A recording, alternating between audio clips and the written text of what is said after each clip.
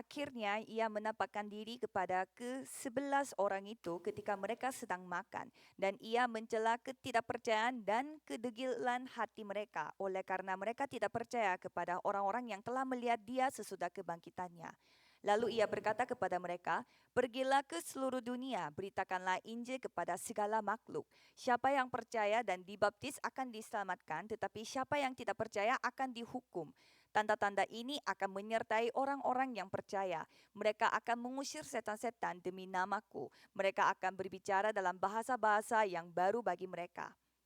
Mereka akan memegang ular, dan sekalipun mereka minum racun maut, mereka tidak akan mendapat celaka. Mereka akan meletakkan tangannya atas orang sakit, dan orang itu akan sembuh." Sesudah Tuhan Yesus berbicara demikian kepada mereka, terangkatlah ia ke sorga, lalu duduk di sebelah kanan Allah. Mereka pun pergilah memberitakan Injil ke segala penjuru, dan Tuhan turut bekerja dan meneguhkan firman itu dengan tanda-tanda yang menyertainya. Amin. Amin. Mari kita mengakui iman kita, Yesus adalah Kristus, anak Allah yang hidup. Yesus adalah Kristus, anak Allah yang hidup. Mari kita saling memberi salam, Tuhan menyertai saudara senantiasa. Tuhan menyertai saudara senantiasa. Amin. Judul khotbah hari ini adalah percayalah dan beritakanlah. Bacaan hari ini diambil dari Markus 14 ayat 16 ayat 14 sampai dengan 20. Sebagai pengantar, hingga hari ini kita akan mengakhiri pembahasan tentang kitab Injil Markus. Lalu mulai minggu depan kita akan membahas tentang surat Yohanes yang pertama.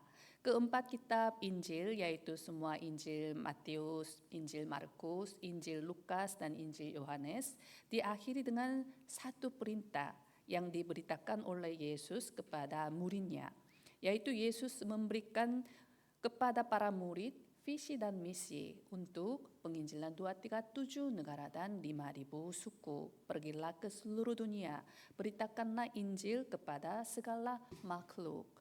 Kisah para Rasul yang merupakan kelanjutan dari keempat kitab Injil juga dimulai dengan visi perjanjian. Tetapi kamu akan menerima kuasa kalau Roh Kudus turun ke atas kamu, dan kamu akan menjadi saksiku di Yerusalem dan di seluruh Yudea dan Samaria dan sampai ke ujung bumi. Kita yang telah menjadi anak-anak Allah sebagai murid Yesus Kristus juga bertanggung jawab untuk menjalani kehidupan yang menyelamatkan jiwa-jiwa. Inilah inti dan esensi dari kehidupan beriman kita. Oleh karena itu Gereja Yewon sedang melakukan gerakan penginjilan yang disebut One More, sekali lagi. Tema One More sekali lagi terinspirasi dari kesimpulan pesan tahunan 2023 yang mengutip dari judul buku The Power of One More. Dalam buku ini Edmund Led, seorang pria yang tidak memiliki apa-apa hingga tidak mampu membayar tagihan listrik rumahnya setelah menikah, berbagi rahasia sukses luar biasa yang dia lahir dengan melampaui situasi dan kondisinya. Rahasia tersebut adalah kekuatan dari one more, sekali lagi, satu langkah lagi.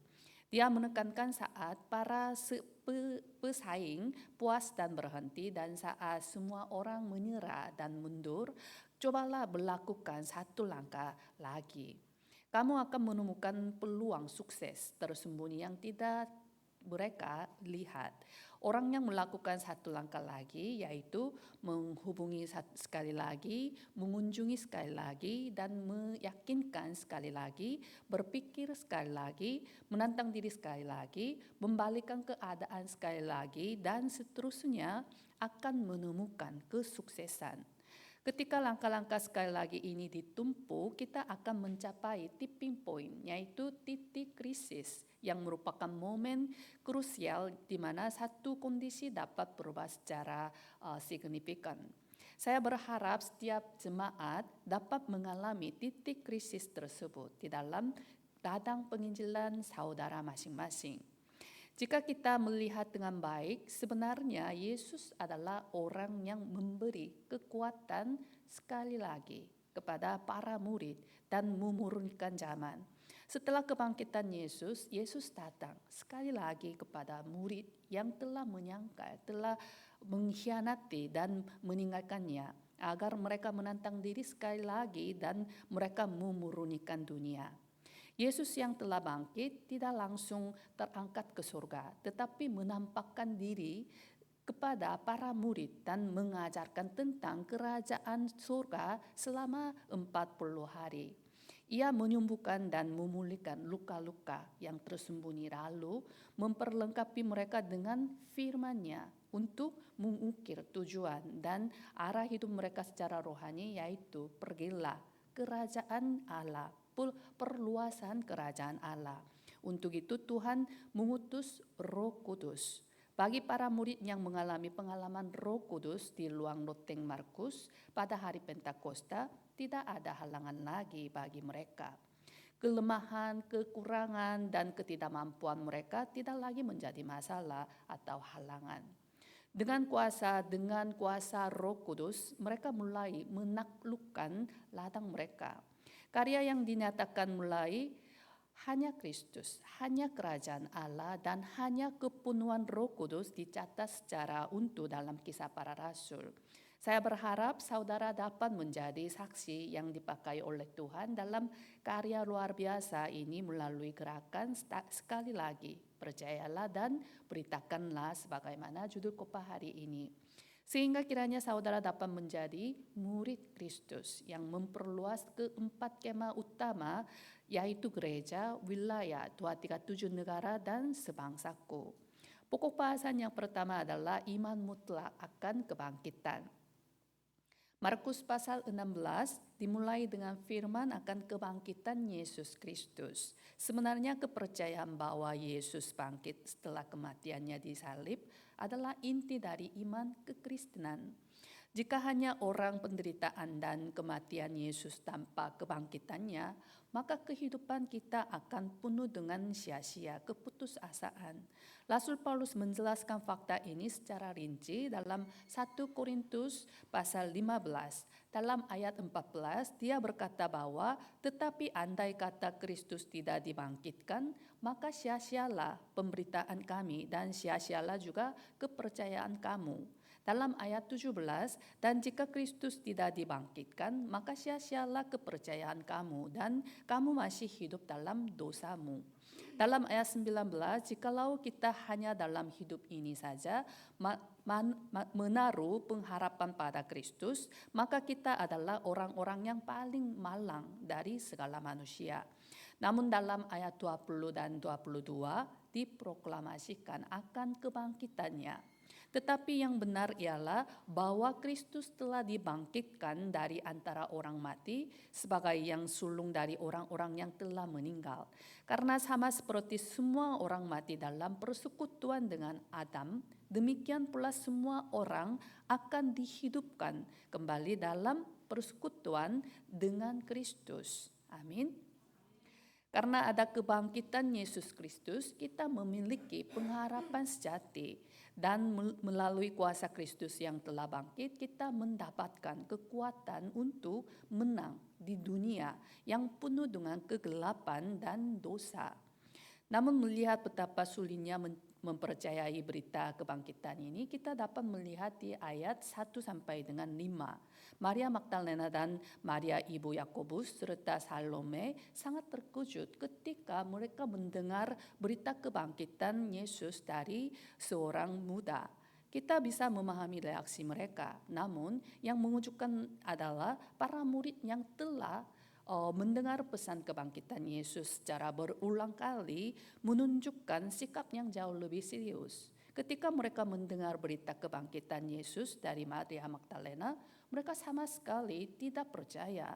Mereka tidak menanti-nantikan kebangkitan Yesus Kristus. Di tengah para murid ini, Yesus menampakkan diri kepada muridnya. Dalam ayat 14, akhirnya ia menampakkan diri kepada ke-11 orang itu ketika mereka sedang makan.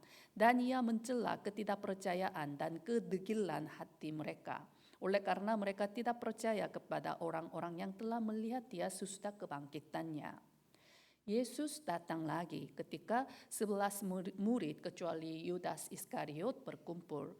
Lalu Yesus menegur ketidakpercayaan dan kedegilan hati mereka. Di sini istilah kedegilan hati dalam bahasa Yunani adalah sklerokardia yang berarti hati yang keras, menolak bukti yang jelas. Dengan kata lain, mereka terjebak dalam prasangka bias dan stereotip yang mereka miliki. Karena mereka terjebak dalam kehidupan yang berpusat pada diri sendiri yang berasal dari Kejadian pasal 3, mereka tidak dapat mengalami perubahan dan pertumbuhan secara rohani. Pertumbuhan rohani dimulai ketika kita membuang kedegilan hati kita. Yang penting adalah apakah Injil terukir dalam hati saya, bukannya pikiran saya yang menjadi ukiran. Apakah firman mimbar berakar dalam hati saya? Apakah firman mimbar menjadi tabiat saya dalam hidup saya sehari-hari? Ada pepatah seperti ini, orang terjatuh pada batu yang sama. Kita sering terjatuh dalam hal yang sama. Dalam hal rohani juga sama. Kita sering terjebak dalam hal yang sama berulang kali. Apa maksudnya? Kita sering terjatuh ke dalam ketidakpercayaan terhadap firman Tuhan. Jika kita terjebak dalam ketidakpercayaan, maka kita tidak dapat maju satu langkah pun. Karena itu senjata paling kuat yang digunakan oleh setan adalah ketidakpercayaan. Apa perbedaan antara Musa dan umat Israel yang berdiri di depan Laut Merah? Apa perbedaan antara Yosua dan umat Israel yang menunjukkan sikap di Kades Barnea menjelang masuk ke tanah Kanaan? Apa perbedaan antara Kaleb dan umat Israel yang berdiri di Pegunungan Enak? Perbedaannya adalah kepercayaan dan ketidakpercayaan terhadap firman Tuhan. Reformator John Calvin juga mengatakan kekuatan Injil adalah tak terbatas, tetapi efeknya hanya ada pada mereka yang percaya. Jikalau engkau percaya, engkau akan melihat kemuliaan Allah. Ketika kita memiliki iman mutlak terhadap firman Tuhan dan menantang diri dengan perjanjian, kita akan mengalami skala di mana Tuhan akan bekerja. Saya berkati setiap jemaat Indonesia serta Timur Leste dalam nama Yesus Kristus. Kiranya saudara dapat menjadi saksi Kristus untuk memperluas tempat kemah saudara dengan iman akan kuasa Injil dan kebangkitan Yesus Kristus. Pokok bahasan yang kedua adalah karya yang dinyatakan ketika diberitakan. Dalam ayat 15, lalu ia berkata kepada mereka, pergilah ke seluruh dunia, beritakanlah Injil kepada seluruh makhluk, segala makhluk. Yesus mencela ketidakpercayaan dan kedegilan hati mereka, tetapi dia memberikan mereka kesempatan lagi. Perintah yang dikenal sebagai amat agung ini bukan hanya diberikan kepada para murid, tetapi juga diberikan kepada semua orang yang percaya pada penyaliban dan kuasa kebangkitan Yesus Kristus. Khususnya kata kepada segala makhluk dalam bahasa Yunani adalah pas ate ketisei yang berarti kepada semua makhluk. Injil tidak terbatas hanya untuk suatu bangsa atau golongan tertentu seperti dalam Yudaisme, tetapi harus disaksikan kepada seluruh umat manusia. Ini mencakup 237 negara dan 5.000 suku. Oleh karena itu, bahkan selama minggu lalu dalam liburan perayaan Chuseok, 264 anggota jemaat gereja Yewon melaksanakan pekabaran Injil di kota Antipolo, Pulau Mindoro, dan Pulau Palawan di Filipina. Sebenarnya alasan mengapa Tuhan memilih umat Israel dan memberi perjanjian kepada mereka di Gunung Sinai adalah penginjilan 237 negara dan 5.000 suku. Dalam Keluaran 19 ayat 5 sampai dengan 6, jadi sekarang jika kamu sungguh-sungguh mendengarkan firman-Ku dan berpegang pada perjanjian-Ku, maka kamu akan menjadi harta kesayangan-Ku sendiri dari antara segala bangsa. Sebab akulah yang empunya seluruh bumi, kamu akan menjadi bagiku kerajaan imam dan bangsa yang kudus. Inilah semuanya firman yang harus kau katakan kepada orang Israel. Alasan Allah memilih umat Israel adalah untuk menjadikan mereka kerajaan imam demi semua bangsa. Melalui bangsa Israel, Tuhan ingin menyampaikan, menyelamatkan jiwa-jiwa dan menyelamatkan seluruh dunia. Namun sayangnya umat Israel kehilangan misi esensi ini dan terjebak dalam pemikiran bahwa hanya mereka yang terpilih.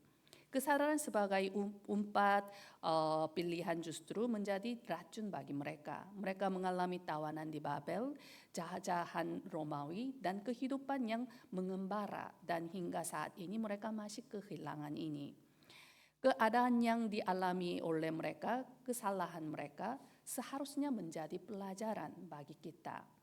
Dalam ayat 17 sampai dengan 18, tanda-tanda ini akan menyertai orang-orang yang percaya. Mereka akan mengusir setan-setan demi namaku. Mereka akan berbicara dalam bahasa-bahasa yang baru bagi mereka. Mereka akan memegang ular dan sekalipun mereka minum racun maut, mereka tidak akan mendapat celaka. Mereka akan meletakkan tangannya atas orang sakit dan orang itu akan sembuh. Yesus memberikan kuasa juga yang diperlukan untuk menuaikan tugas memberitakan Injil. Yesus mengucapkan kata-kata ini untuk menunjukkan bahwa Dia akan menjaga, menuntun, dan melindungi langkah-langkah para penginjil. Mujizat-mujizat yang Yesus sebutkan memang telah terjadi di ladang penginjilan dan juga masih terjadi sampai saat ini. Di dalam nama Yesus Kristus, mereka mengusir setan si iblis, roh-roh jahat. Mujizat bahasa roh terjadi untuk memperdengarkan Injil kepada orang-orang dari 15 negara. Dan banyak penyakit yang disembuhkan.